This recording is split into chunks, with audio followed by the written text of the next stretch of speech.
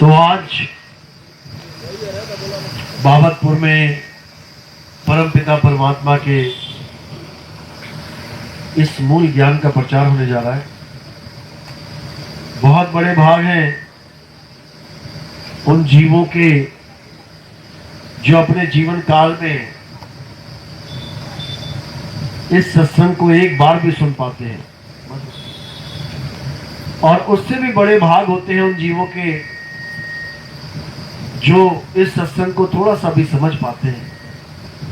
क्योंकि सुनना आसान है, आए बैठे घंटा 2 घंटा सुन के चले गए, लेकिन इसको समझना ये बच्चों का खेल नहीं है। इस ज्ञान को समझना ये बहुत टेढ़ी खीर है। ये ज्ञान उसी के समझ में आता है जिस पर परम पिता परमात्मा बंदी छोड़ सतगुरु कबीर साहब की दया होती है। ये वही समझ पाता है, नहीं तो ये कोई नहीं समझ सकता। इस निरंजन के जाल को कोई नहीं समझ सकता। इस काल निरंजन अलख निरंजन के जाल को कोई नहीं समझ सकता जब तक स्वयं कबीर साहब आके हमें समझाना दे। तो आज इसी निरंजन के जाल का खुलासा करेंगे, कैसे इसने पूरे संसार के जीवों को बांध रखा है। नजर घुमा के देखो, ये पेड़ पौधे घास पशु पक्षी कीट पतंगे, ये जितने भी जानवर तुम्हें दिखाई दे रहे हैं, इनको किसने बांध रखा है? ये 84 लाख योनियां जो भटक रही है संसार में, इसको किसने बांधा हुआ है? सोच के देखना एक बार। जिस दिन समझ में आ गया उस दिन जीवन की दिशा ही पलट जाएगी। फिर ये माया के संसार में तुम प्रभुत्व स्थापित करने के लिए नहीं भागोगे, फिर तुम इस संसार छोड़ने के लिए भागोगे। जब तक कैदी को पता न लगे मैं जेल में हूं, तब तक वो वहां पर महान बनने की कोशिश करता है, बाकियों को डरा के धमका के अपना गुलाम बनाने की कोशिश करता है। लेकिन जब उसको समझ में आता है कि मैं खुद गुलाम हूं यहाँ पे, और मेरी भी एक तारीख निश्चित है कि इस दिन फांसी होने वाली है, तो क्या करेगा? वो भागने की कोशिश करेगा कि मैं कैसे भी इस जेल को छोड़ के भाग जाऊं। बस उसी प्रकार जब तक हमें ये नहीं समझ में आया कि हमारा भी नंबर लगने वाला है, ये काल भगवान हमारा भी खेल खत्म करने वाला है, तब तक हम यहाँ बहुत बड़े बड़े चौधरी बनने की कोशिश करते हैं। मैं गांव का प्रधान बन जाऊं, मैं जिले का मजिस्ट्रेट बन जाऊं, मैं एमएलए बन जाऊं, मैं एमपी बन जाऊं, मैं सीएम बन जाऊं, मैं पीएम बन जाऊं। बहुत कुछ बनने में लगे रहते हैं, लेकिन जब समझ में आता है कि यहाँ कुछ भी बन जा, लेकिन फांसी की सजा कटने वाली नहीं है, यानी मृत्यु पीछा छोड़ने वाली नहीं है। एक दिन हालत खराब होनी है, और ये भी नहीं कि एक बार मर गए काम खत्म हो गया। जिस दिन तुम मर जाते हो उस दिन काम शुरू होता है अगले जन्म का, जन्मों जन्म का। युग पलट जाएंगे, चतुर्युग पलट जाएंगे, कल्पों पलट जाएंगे, लेकिन तुम्हारा जन्म मरण खत्म होने वाला नहीं है। इसलिए इस बार ये एक मौका मिला है मेरे भाई, इस एक मौके को अच्छे से संभाल लो। इस एक मौके को गंवा मत लेना। ये इंसानी जन्म बड़ा अनमोल है, इसको ऐसे मत गवा लेना, इसको सफल करना है। लेकिन कैसे सफल होगा, यही भेद हम नहीं समझ पा रहे हैं। तो आज इसी भेद को समझेंगे कि हमें हमारा इंसानी जन्म सफल करने के लिए आखिर करना क्या है। तो आज का सत्संग शुरू करने से पहले परमात्मा के नाम पे जयकारा लगाएंगे और फिर सत्संग शुरू करेंगे। बोलिए परमपिता परमात्मा की, सदगुरु बंदी छोड़ कबीर साहिब की, सभी संतों की, सभी भक्तों की, सतगुरु मदनपति साहिब की, सतगुरु दुलमपति साहिब की, सतगुरु जवाहरपति साहिब की, सतगुरु राम सेवक साहिब की, सतगुरु रागपति साहिब की, कलीनापुर धाम की, सभी संतों की, गांव नगर बस्ती की, आज के आनंद की, सकल हंस को बंदगी साहेब बंदगी सतनाम। तो कबीर साहब कह रहे हैं कि मानुष जन्म अनमोल है, ये मिले ना बारंबार। और तरवर जो पत्ता गिरे और बहुत न लागे डाल। तुम्हारे सिर के ऊपर एक पेड़ है, एक पत्ता अगर गिर गया ये दोबारा नहीं लगेगा वहां पे, जितना मर्जी जोर लगा लेना। अब कब लगेगा? अब दोबारा जब पतझड़ खत्म, उसके बाद दोबारा से ये पत्ते उगेंगे, तब दिखेगा तुम्हें वहीं उसी जगह पे एक नया पत्ता। इसी प्रकार जब ये इंसानी जन्म छूट जाएगा, ये पत्ता गिर गया, ये पत्ता कब आएगा वापस? 84 लाख जन्म भुगतने के बाद। यानी एक बार जो आदमी मर जाता है उसका नंबर 84 लाख जन्मों के बाद लगता है। सोचो, जिस इंसानी जन्म को हमने बिल्कुल ऐसा समझ लिया कि जैसे 2 कौड़ी का ही, घर में छोटा सा झगड़ा हुआ, थोड़ी सी कहा सुनी हुई, उठा के जहर खा लिया, फांसी लगा ली, बिल्डिंग से कूद गए, ट्रेन के आगे खड़े हो गए, बसों के आगे छलांग मार दी, पानी में छलांग मार दी, आग लगा ली, जहर खा लिया। इतना सस्ता बना लिया इस जीवन को कि आप सोच भी नहीं सकते। घर में विवाद हुआ मोबाइल के ऊपर कि मैं एक मोबाइल खेलूंगा, मैं गेम खेलूंगा, नहीं माना भाई, दूसरे ने गोली मार दी। बताओ, ऐसे ऐसे केस आपको दिखेंगे कि जहां इंसान जन्म की बेकदरी हो रही है। और ये इंसान जन्म कैसा है? इस देही को सिमरे देव और सो देही कर हर की सेव। कहते हैं इस इंसान जन्म को देवता भी तरसते हैं कि ये इंसान जन्म हमें मिल जाए, लेकिन मिलता नहीं है। किसी किसी को मिलता है, जैसे राम जी को मिल गया, कृष्ण जी को मिला, हनुमान जी को मिला, लक्ष्मण जी को मिला, मिल जाता है शरीर। ऐसा नहीं है कि ये जानते नहीं है कि शरीर की महिमा क्या है। ये भी गुरु बनाते हैं, राम जी भी गुरु बनाते हैं आके कि हमें भी ज्ञान प्राप्त हो, हमारी मुक्ति हो जाए।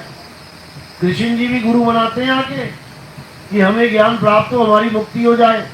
सुदामा ने गुरु बनाया, हनुमान जी ने गुरु बनाया, कौन गुरु नहीं बना रहा? राक्षस तक गुरु बना रहे हैं। लेकिन हम सोच रहे हैं हमें गुरु की क्या जरूरत है, हमें गुरु से क्या लेना देना है, क्योंकि ये नहीं जानते कि बिन गुरु माला फेरते और बिन गुरु देते दान, बिन गुरु दोनों निष्फल हैं, चाहे पूछो वेद पुराण। बिना गुरु के तुम कोई भी कार्य सिद्ध कर ही नहीं सकते। कोई भी कार्य, तुम कुछ भी कर रहे हो दुनिया में, तुम मैकेनिक हो, तुम सिलाई करते हो, तुम मोची हो, तुम धोबी हो, तुम कोई गार्डनर हो, कुछ भी हो, बिना गुरु के तुम्हें वो पूर्ण ज्ञान नहीं मिल सकता। एक छोटा सा काम भी बिना गुरु के पूर्ण नहीं हो सकता। तो इसलिए सबसे पहली महिमा किसकी गाई है? गुरु की। परमात्मा से भी बड़ा बता दिया गुरु को। परमात्मा तुम्हारे अंग संग है, इसमें कोई शक नहीं, लेकिन आज तक परमात्मा तुम्हें मुक्त नहीं कर पाया। अगर परमात्मा ने तुम्हें मुक्ति दे दी होती तो आज यहां बैठे होते। परमात्मा भी मुक्ति नहीं देता। कब तक? जब तक तुम्हारे जीवन में सतगुरु ना आ जाए, जब तक तुम्हारे जीवन में भेदी गुरु ना प्रवेश कर जाए, जब तक तुम्हारे जीवन में शब्द विवेकी पारखी गुरु ना आ जाए, तब तक परमात्मा भी तुम्हारी कोई मदद नहीं करता।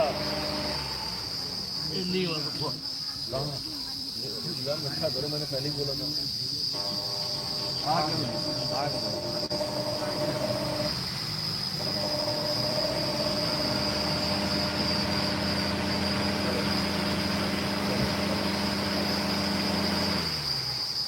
से लाइट छूट रहा है क्या? अंदर से छूटा था।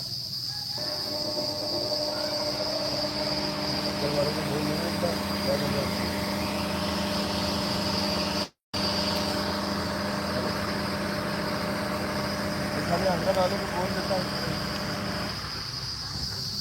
देखना जैसे वैसे रहा था।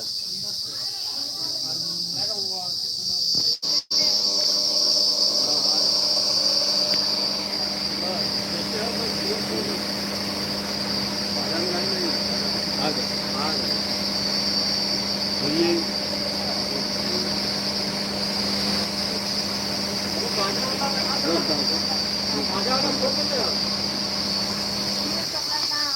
इंसान जन्म बड़ी मुश्किल से मिलता है दोबारा। इसको प्राप्त करने के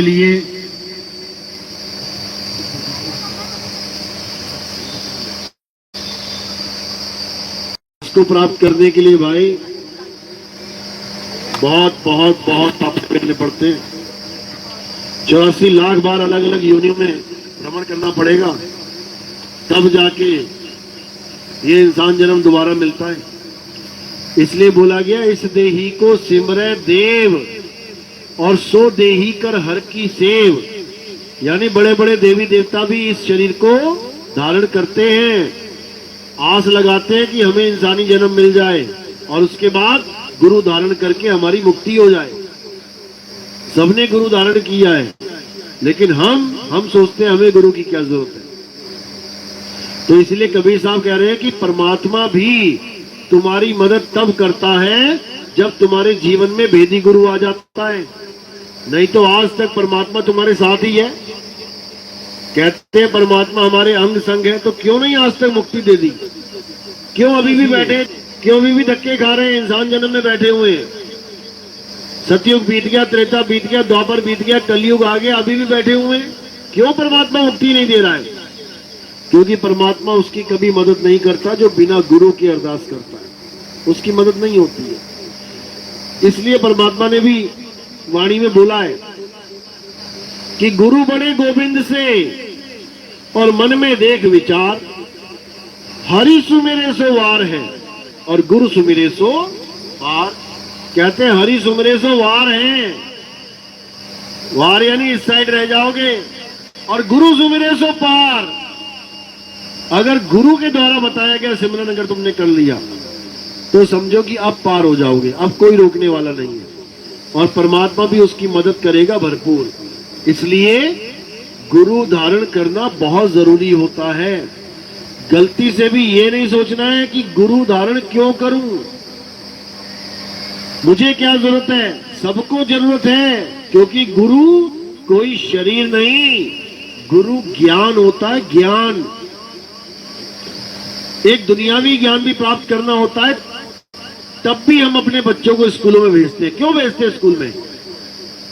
क्यों भेज रहे हैं हम बच्चों को स्कूल में? क्या जरूरत है गुरु धारण करने की? क्या मिलेगा स्कूल में? क्या मिलता है? ज्ञान। बच्चों को स्कूल भेज रहे हैं ताकि उन्हें ज्ञान प्राप्त हो। स्कूल इसलिए नहीं भेज रहे कि एक एक टीचर पकड़ के बैठ जाओ कि ये मेरा गुरु, ये मेरा गुरु, ये मेरा गुरु, और सारी उम्र इस गुरु को नहीं छोड़ूंगा मैं।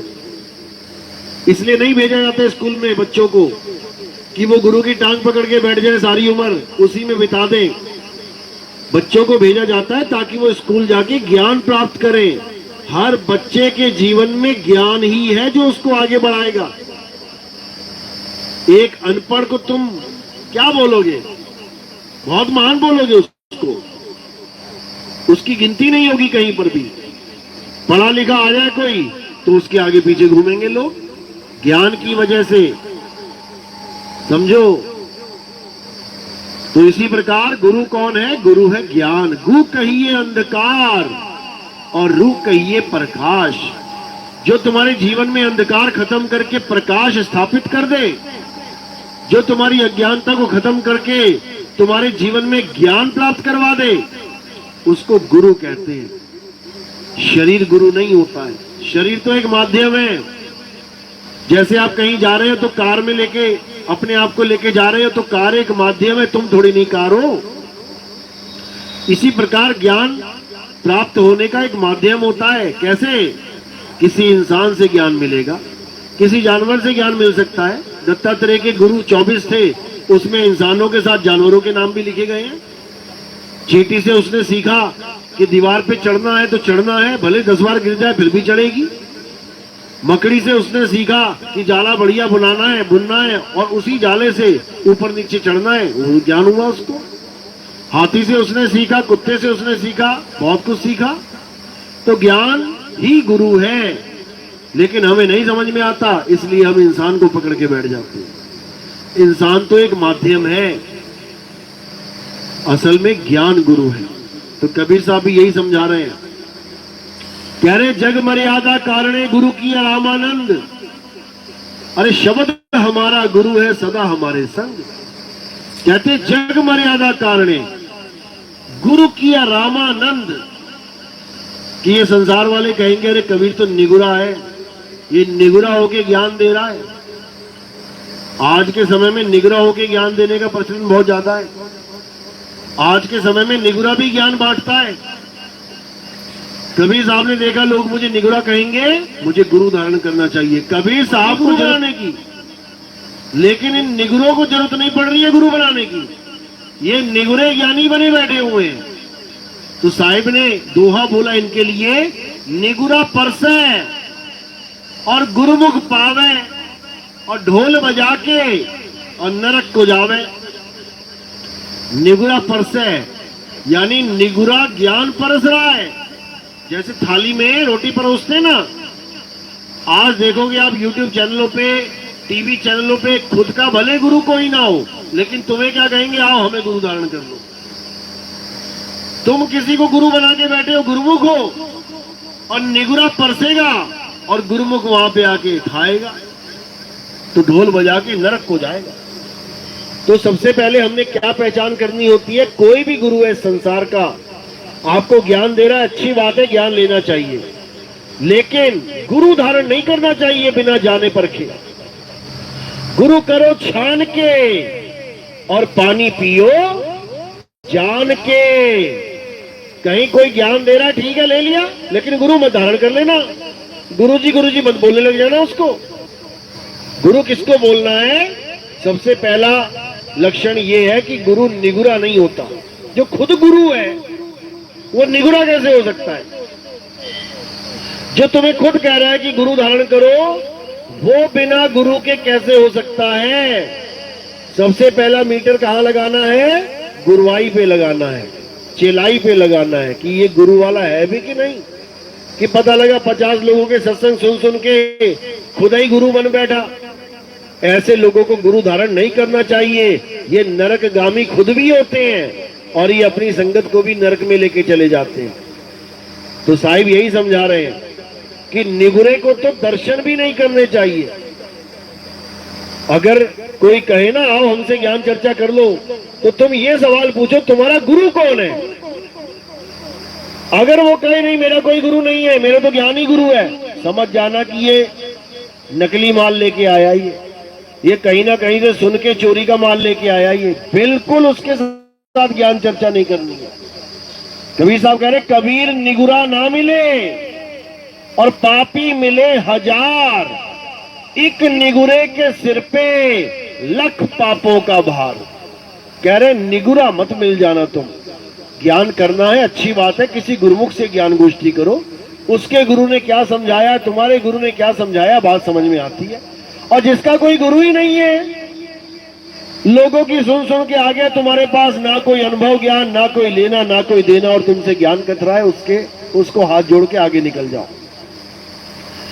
तो इसीलिए साहिब ने बोला कि सबसे पहले गुरु चेक करो। नंबर 2 पे वो ग्रस्त नहीं होना चाहिए, वो बीवी बच्चों वाला नहीं होना चाहिए। कह रहे गिरही होके कथे ज्ञान, अमली होके धरे ध्यान, वो गांजा अफीम चरस वाला भी नहीं होना चाहिए। साधु होके कूटे भग और कहे कबीर ये तीनों ठग। तो समझाने में कोई कसर नहीं छोड़ी उन्होंने। लेकिन ये जीव बेचारा अज्ञानी पतंगे की तरह आकर्षित हो जाता है। कहीं पे भी आग लगी हो, दिया जल रहा है, मोमबत्ती जल रही है, उसी में छलांग मार देता है जाके। परख करो, पहले परखना है। बिना परखे पानी नहीं पीना है, तुम गुरु धारण करने चल पड़े। बिना परखे खाना नहीं खाना है। देख लो क्या बनाया है सब्जी में, अंडा तो नहीं दे रखा कहीं मीट मांस तो नहीं परोस दिया कि बस थाली सामने आई और लग पड़े जानवरों की तरह। बिल्कुल नहीं। गाय भी घास खाती है, कभी देके देखना घास, कभी कोई पत्थर तोड़ के देना गाय को, क्या करेगी वो? सीधे खा लेगी? पहले सूंघेगी। गाय एक जानवर है, वो भी जानता है कि मुझे जो खाना दिया जा रहा है पहले देख तो लूं खाने लायक है या नहीं। सीधे मुंह नहीं डालेगी। तुम पत्ता दोगे पहले सूंघेगी और सूंघ के उसके बाद एकदम खाएगी। तो तुम पारखी नहीं बने तो क्या फायदा तुम्हारा इंसान जन्म में आने का। तो साहिब यही समझा रहे हैं कि गुरु करो छान के और पानी पियो जान के। ऐसी मत पीने लग जाना पानी, पूछ लेना भैया कहां से लेके आया है, क्योंकि आजकल पानी में कीड़े नहीं होते। आजकल टंकी का पानी, लैट्रिन बाथरूम का पानी, इस एसी से निकलने वाला पानी, बाकी सड़क के किनारे जितने भी नल लगे हैं उसमें पानी, आरओ का पानी, मिनरल वाटर, डिस्टिल वाटर, ये सब एक से दिखाई देते हैं। पहचान नहीं पाओगे कौन सा पानी कहाँ का है, इसलिए जान के पीना।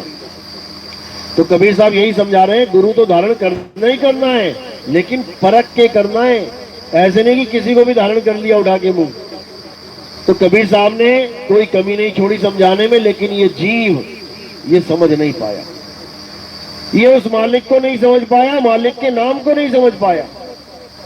ये परमात्मा को तो शरीर मान बैठा है और उसके नाम को 52 अक्षर मान बैठा है।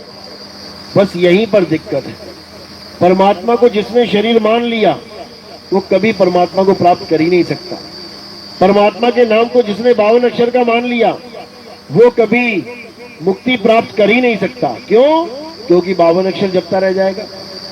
जब तक 52 अक्षर जपेगा तब तक भूल जाओ कि मुक्ति होगी, नहीं हो सकती। इसीलिए कबीर साहब ने समझाया है कि 52 अक्षर जीव आधारा, आदि अक्षर जीव व्यासे न्यारा, वाही को सत सिमरण कहिए, सिमर सिमर नर उतरो पारा। आज संसार में जितने भी गुरु बैठे हैं क्या दे रहे हैं आपको? ये 52 अक्षर दे रहे हैं। परमात्मा के, भगवान के, अल्लाह के, वाहिगुरु के, गॉड के नाम जपवा रहे हैं। नाम, ये नाम कैसे बनते हैं? अक्षरों से बनते हैं, स्वर व्यंजन से बनते हैं। अ आ इ ई उ ऊ, का खा गा घा, A B C D E F G, अलिफ बे ते पे, उड़ा एड़ा इड़ी हा हा सस्सा कक्का। इन्हीं शब्दों से, इन्हीं अक्षरों से ये सारे शब्द बनते हैं। अब ये गुरु लोग क्या करते हैं? इन्हीं अक्षरों को शब्दों में बदल बदल के तुम्हें पकड़ा देते हैं। कोई 2 अक्षर का नाम दे देगा, कोई 3 अक्षर का नाम दे देगा, कोई 4, कोई 5, कोई 6। अब तुम सारी उम्र क्या करते रहोगे? अक्षर जपते रहोगे। इससे किसी का कल्याण होने वाला नहीं है। जैसे पानी पीना है तो नाम नहीं जपना है, सीधे पानी पीना है। और अगर पानी पीने की जगह नाम जपते रहे तो प्यासे ही मर जाओगे। तो इसलिए कबीर साहब पानी तत्वों की बात करते हैं कि परमात्मा क्या है? परमात्मा परम तत्व है। परमात्मा केवल नाम नहीं है कि तुमने सोच लिया कि मैं राम राम जपूंगा मुझे राम मिल जाएगा, मैं श्याम श्याम जपूंगा मुझे श्याम मिल जाएगा। परमात्मा अक्षर नहीं है भाई, परमात्मा तत्व है। साहिब समझा रहे हैं, कह रहे परम तत्व का ध्यान धर, सो हम आपे आप। जिस दिन तुम्हें परम तत्व का ध्यान धरने वाला गुरु मिल गया, कहते हैं उस दिन तुम्हारा कल्याण होना निश्चित हो जाता है। श्वासा की कर सिमरनी, कर अजपा का जाप, और परम तत्व का ध्यान धर, सो हम आपे आप। परम तत्व यानी उस आत्म तत्व का, उस निअक्षर तत्व का, उस नी तत्व का, उस अखंड तत्व का ध्यान धर, जिसे आत्मा कहते हैं। उसी के द्वारा सबका कल्याण होगा, उसके बिना किसी का कल्याण नहीं हो सकता। तो इसीलिए अब क्या करना है? अब हमने 5 तत्वों को किनारे करके अपने असली तत्व आत्म तत्व का ध्यान करना है। साहिब समझा रहे हैं, जब लग ना चीनोगे आत्म, तब लग ना मिली है परमात्म। आत्म चीने परमात्म चीने, संत कहावे सोए, और यह भेद काया से न्यारा, बूझे बिरला कोय।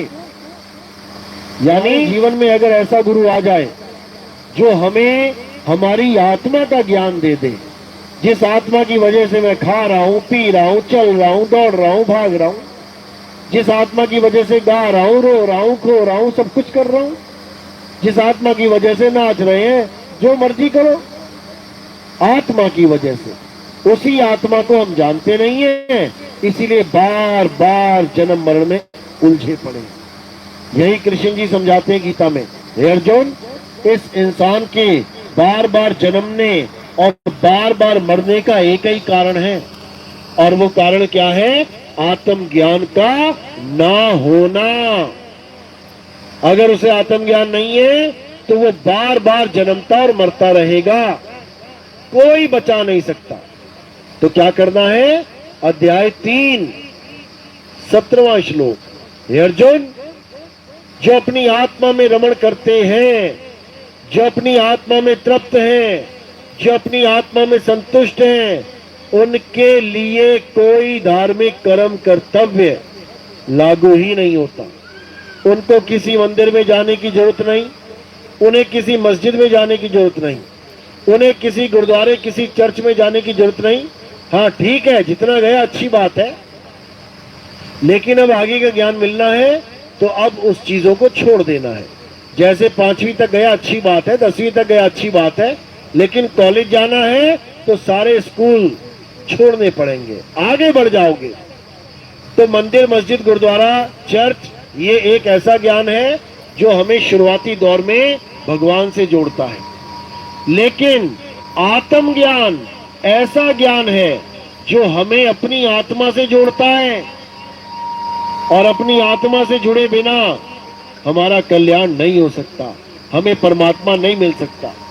मंदिरों में जिस भगवान से हमें जोड़ा जाता है वो पत्थरों के बने होते हैं, मिट्टी के बने होते हैं, पीतल के, कांसे के, सोने के, चांदी के बने होते हैं, आत्मा के बने नहीं होते। समझो, ये तत्व कौन से तत्व हैं? नाशवान जड़ तत्व हैं।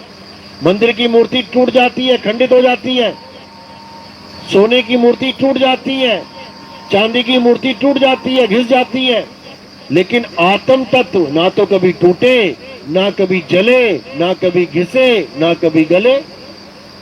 उस आत्म तत्व को जानना है, उससे कल्याण होगा, नहीं तो कल्याण नहीं होगा। तो कबीर साहब समझा रहे हैं, जब लगना चीनोगे आत्म, तब लगना मिली है परमात्मा। जब तक तुम्हारे जीवन में आत्मा का ज्ञान देने वाला गुरु नहीं आ गया, तब तक तुम्हें परमात्मा का ज्ञान नहीं प्राप्त हो सकता, क्योंकि जब तक तुम आत्मा में रमण नहीं किए तब तक तुम्हें परम गति परमात्मा मिल नहीं सकता। तो साहिब यही समझा रहे हैं, ज्यों तिल माही तेल है और ज्यों चकमक में आग, तेरा साईं तुझ में है, जाग सके तो जाग। अगर जागना चाहता है तो जाग जा, इससे पहले कि मृत्यु आ जाए, जाग जा। एक बार मृत्यु आ गई, ये शरीर नहीं मिलेगा। जन्मों जन्म कुत्ता, बिल्ली, हाथी, घोड़ा, बकरा, सांप, बिच्छू, छिपकली, कीट, पतंगे, मकोड़े, पता नहीं क्या क्या बनना पड़ेगा, हालत खराब हो जाएगी। इसलिए ये एक जन्म सफल कर लो, सारे जन्मों की छुट्टी। और करना भी क्या है? कुछ नहीं करना, बस अपनी आत्मा को जानना है जो 24 घंटे तुम्हारे पास है। ऐसा भी नहीं कि जंगल में खोजने जाना पड़ेगा। कहाँ है तुम्हारी आत्मा? कहाँ रहती है? जंगल में या मंगल में? मंगल ग्रह पे रहेगी क्या? तुम्हारे पास है, जो 24 घंटे तुम्हारे पास है, बस उसी को ढूंढना है। तो साहिब कह रहे, मोको कहाँ ढूंढे रे बंदे, मैं तो तेरे पास में, और ना मैं जप में, ना मैं तप में, ना एकांत निवास में। हूं तो पास में, लेकिन जप से नहीं मिलूंगा कि राम राम राम राम, श्याम श्याम श्याम, अल्लाह अल्लाह, वाहिगुरु वाहिगुरु, गॉड गॉड जपने लग जाओ। कहते ऐसे नहीं मिलूंगा।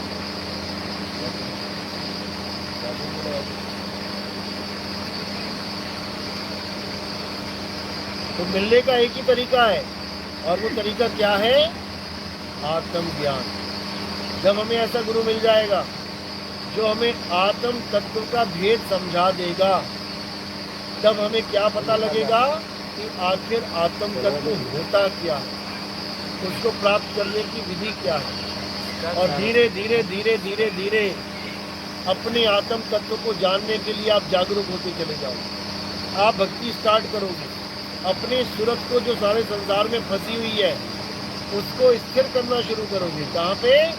शब्द गुरु में, अपने सार शब्द में, अपने आत्म तत्व में।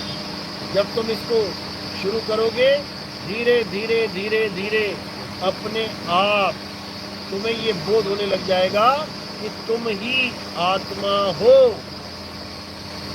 और जब तुम्हें ये समझ में आ गया कि तुम ही आत्मा हो, उसके बाद तुम्हारा जन्म मरण खत्म हो जाएगा। उसके बाद तुम्हें कोई मार नहीं सकता, क्योंकि तुम शरीर रह ही नहीं जाओगे। तुम क्या हो जाओगे? आत्मा हो जाओगे। अब आत्मा हो गए तो तुम्हारी उम्र कितनी हो गई? कितनी उम्र बढ़ गई तुम्हारी? 2 साल, 5 साल, 10 साल, 100 साल, हमेशा हमेशा के लिए बढ़ गई। वो कभी खत्म ही नहीं हो सकती। यानी तुम अमर हो गए। आत्म तत्व को जानने के बाद ये इंसान अमर हो जाता है। कैसे हो जाता है? मरेगा नहीं क्या कभी? शरीर मरेगा, तुम नहीं मरोगे, क्योंकि तुमने शरीर को धारण किया हुआ है।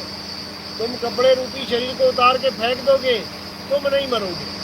तुम सदा सदा के लिए अपने स्वरूप में समा जाओगे, क्योंकि सच्चा गुरु तुम्हें तुम्हारा स्वरूप बताता है कि आखिर तुम्हारा स्वरूप है क्या। तुम ये आदमी, औरत, बच्चा, बूढ़ा, जवान नहीं हो। तुम ये काले पीले गोरे ये नहीं हो।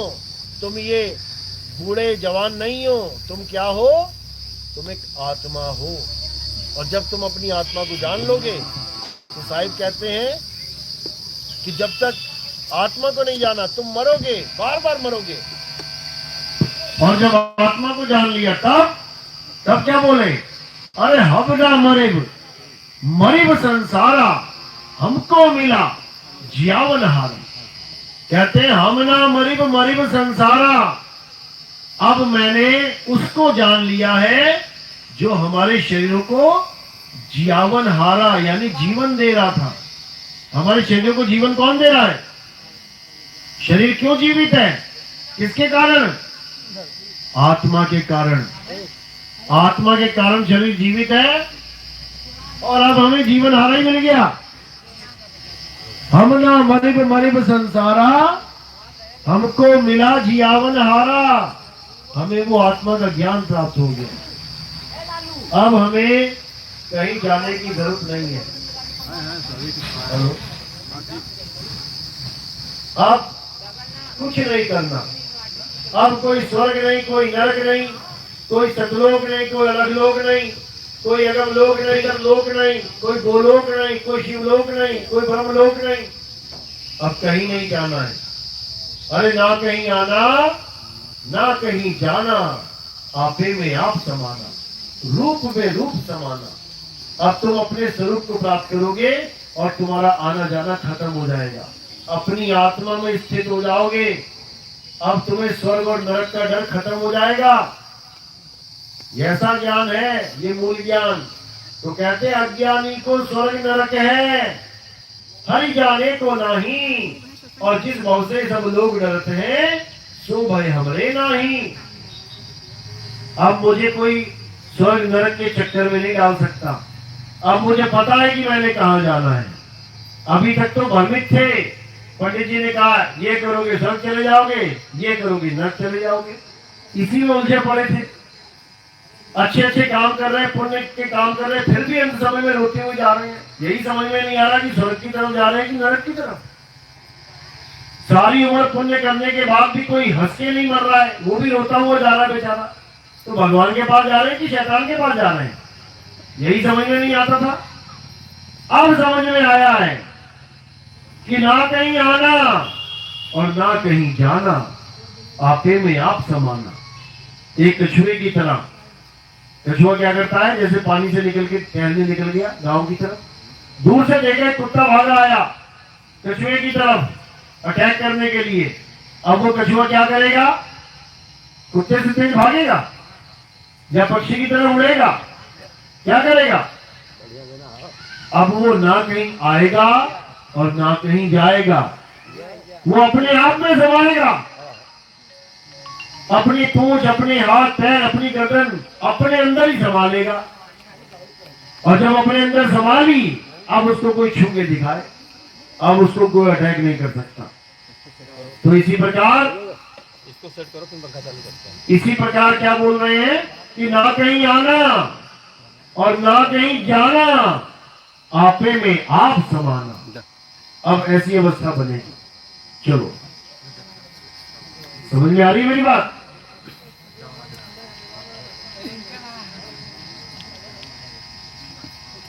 किस किस के समझ में आ रही है? आप क्या करो, बहुत अच्छी बात है, समझ में आनी भी चाहिए।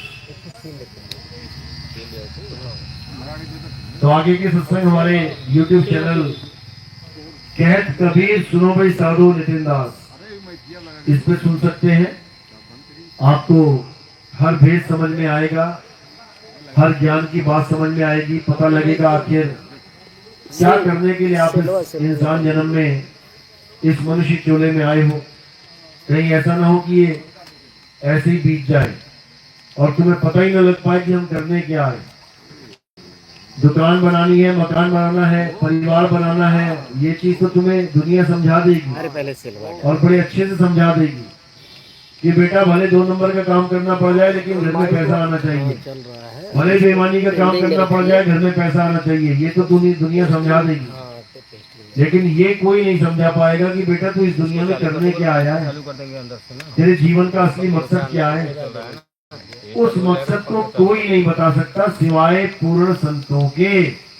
पूर्ण संत मिलेगा, वो बताएगा तुम्हें इस दुनिया में क्या करने आए हो।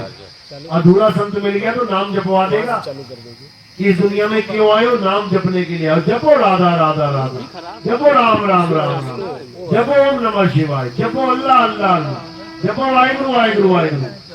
कोई ना कोई नाम जपा देगा वो, क्योंकि उसे खुद नहीं पता करने क्या आए हैं। तो क्या करने आए हैं? अपने आत्म स्वरूप को प्राप्त करने के लिए आए हैं।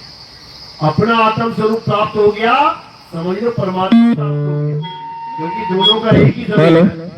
हेलो सर, ये हेलो पंखा वाला लगा था। Hello hello hello hello hello hello hello hello. पतला कर दे, पतला तीखा में। तो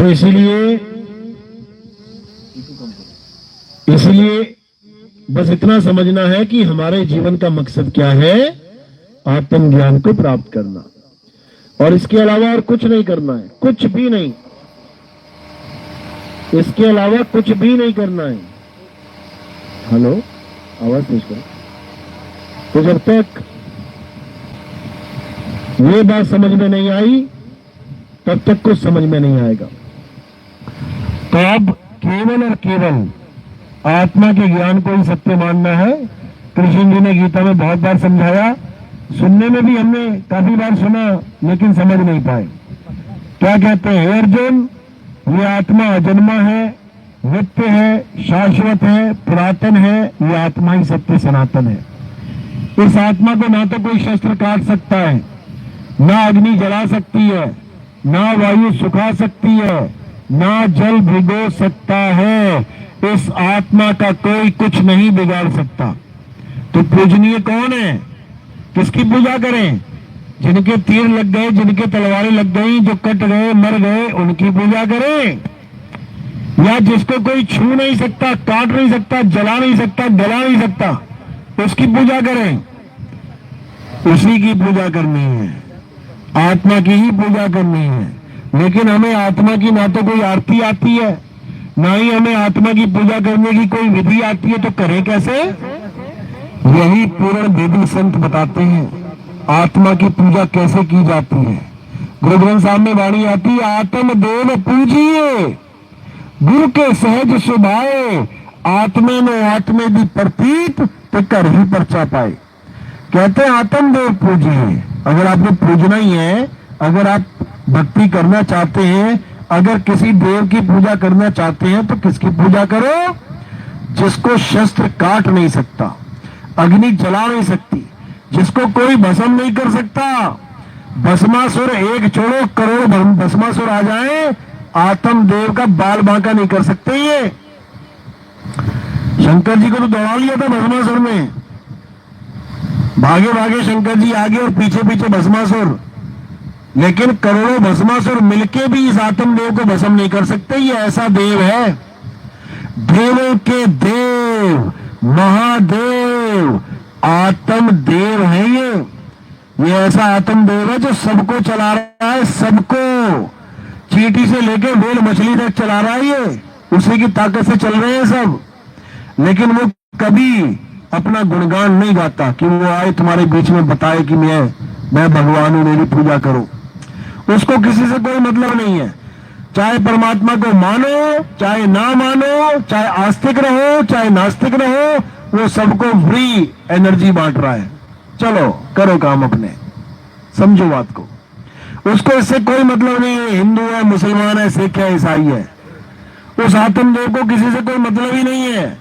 हिंदू कह रहा है मैं मुसलमान को काट दूंगा, मुसलमान कह रहा है मैं हिंदू काट दूंगा, आत्मदेव कह रहा है जो करना है कर, मैं ना बचाता किसी को, जो करना है कर, मुझसे ताकत लेनी है लेते रहो। समझो, तो ये आत्मदेव क्या है? ये घट घट में विराजमान है। घट घट मेरा साइया और सोनी सेज न कोई, बलिहारी व घटकी जिस घट परगट होए।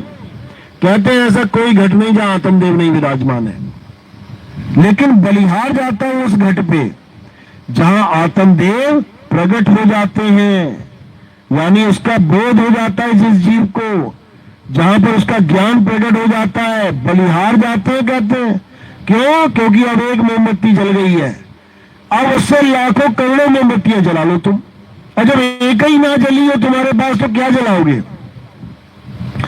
तो आत्मदेव सबसे पहले एक जीव पर कल्याण करते हैं, उसका वो प्रकट होते हैं, जीव को बोध करवाते हैं, आत्म ज्ञान का बोध होता है, तब वही जीव सतगुरु पद को प्राप्त करके सारी दुनिया में ज्ञान बांटता है। फिर वो जैसे बाबा नानक को चुना गया, जैसे रविदास जी को चुना गया, जैसे पलटू जी को, भीखा जी को, नाभा जी को, गरीबदास जी महाराज को, दादू दयाल जी को, ज्ञानेश्वर जी महाराज को, संत तुकाराम को, संत नामदेव जी को, बहुत सारे संतों को चुना गया। आत्मदेव प्रकट हुए वहां पे, और उसके बाद उनको गुरु पद मिला और उन्होंने प्रचार किया। तो यही गुरु पद आत्मदेव स्वयं देते हैं, ये कोई आदमी नहीं दे सकता किसी को। चेला तो आदमी बना सकता है, गुरु ने चेला बना लिया, लेकिन गुरु पद नहीं दे सकता। गुरु पद का मतलब होता है आत्म अनुभव। कोई गुरु किसी चेले को आत्म अनुभव नहीं दे सकता। आत्म अनुभव देने वाला कौन है? वो स्वयं आत्मदेव हैं, वो स्वयं प्रकट होते हैं, और जहां प्रकट हो जाते हैं फिर वहां पर अंधकार रहता नहीं है, फिर तो पूरी दुनिया को रोशन करते हैं। तो इसलिए कबीर साहब ने भी बहुत जगह इशारे किए कि सेवा को दो ही भले, एक संत एक राम, राम है दाता मुक्ति का, संत जपावे नाम। संत तो केवल नाम जपवा सकता है तुमसे कि ऐसे कर लो, ऐसे कर लो, ऐसे कर लो, लेकिन जो प्रकट होने वाली चीज है वो उसकी दया से होती है, परमपिता परमात्मा की मौज से होती है। समझ लो इसको। तो यही कबीर साहब बार बार समझा रहे हैं कि गुरु तो करो, लेकिन परख के करो कि आखिर वो जोड़ किससे रहा है। कहीं वो ऐसा गुरु तो नहीं है कि 2 नाम 4 नाम 5 नाम 10 नाम 20 नाम पकड़ा के कह दे यही जपते रहो सारी उम्र। ये 52 अक्षरी नाम है भाई, इनको छोड़ दो। सदगुरु वो होता है जो इन सारे नामों को जपवाने वाले गुरु से, उससे भी दूर करता है, छुड़वा देता है उसके नाम, और सत्य स्वरूप का लखाव करवाता है, सतगुरु के करीब करता है। नकली गुरु से छुड़वा देता है और असली गुरु शब्द गुरु से करीब कर देता है, मिलवा देता है। सोई गुरु पूरा कहावे जो दो अक्षर का भेद बतावे, एक छुड़ावे एक लखावे, तब प्राणी निज घर को जावे। यानी आज तक जो तुम नाम जप रहे हो, हिंदी के, पंजाबी के, उर्दू के, फारसी के, भगवानों के, देवताओं के, किसी के भी, जब सच्चे गुरु की शरण में चले जाओगे वो क्या करेगा? सारे नाम छुड़वा देगा। छोड़ इसको, सारे नाम छुड़वा देगा A to Z। तो क्या करेगा आगे? वो आत्म ज्ञान का भेद समझाएगा, वो आत्म तत्व का भेद समझाएगा। उसके बाद तुम्हें 24 घंटे उस आत्म तत्व में रमण करना है, बस, और कुछ नहीं करना। आठों पहर अपनी सूरत को आत्मा में स्थिर करना है और कुछ नहीं करना। कोई मंत्र नहीं, कोई जंत्र नहीं, कोई तंत्र नहीं, कोई वेद नहीं, कोई पुराण नहीं, कोई गीता नहीं, कोई पाठ नहीं, कोई हवन नहीं, कोई यज्ञ नहीं, कुछ करने की जरूरत नहीं है। कोई नदियों में स्नान नहीं, कोई पर्वतों की परिक्रमा नहीं, कुछ नहीं। 24 घंटे एक ही काम होगा, सूरत को स्थिर करना। सूरत बसी संसार में, तासे पड़ गई दूर, और सूरत बांधे स्थिर करो, आठों पहर हुजूर। ये आठों पहर की भक्ति है। ये वो नहीं है कि ऑफिस जाना है, 10 मिनट बच्चे, अरे मैं जल्दी जल्दी आरती गा लो 10 मिनट में, ये वो काम नहीं है। यहां तुम उठने के बाद ऑफिस जाने तक, ऑफिस से लेके घर तक आने तक, घर आने के बाद रात में सो जाने तक, सोने के बाद सुबह उठने तक 24 घंटे भक्ति चलती है। 24 घंटे ये नाम चलेगा, क्योंकि ये 2-3 घंटे वाला खेल नहीं है, ये 10 मिनट 20 मिनट आधे घंटे वाला खेल नहीं है। ये कौन सा खेल है? ये 24 घंटे वाला खेल है। मैं बांदी का जाम गुलाम गुलाम गुलाम हूं, पड़ा रहूं दरबार आठों जाम हूं। आठों पहर परमात्मा के द्वार पे खड़े रहना है, तब तो इस पंथ में आना है। और अगर नाम जपना है, पूजा पाठ करना है, हवन यज्ञ में सुरता फंसी पड़ी है, तीर्थों व्रतों में पूजा सुरता फंसी पड़ी है, फिर यहां आने का कोई फायदा नहीं। फिर तो समझ लो कि तुम 2 किश्तियों पर पैर रख रहे हो। एक किश्ती जा रही है इधर और एक किश्ती जा रही है इधर, और तुम आगे दोनों पे पैर रखने वाले, तो फिर तुम भी उधर हो जाओगे और नीचे गिरोगे धड़ाम से, ना इधर के ना उधर के। इसलिए एक छुड़ाए उस जाप तप की, जप तप व्रत की, पूजा पाठ की, हवन यज्ञ की किस्ती छुड़वा देगा गुरु। जा भैया, तो तेरा काम खत्म हो गया। एक छुड़ाए एक लखाए, तब प्राणी निज घर को जाए, तब बात बनेगी। चलो।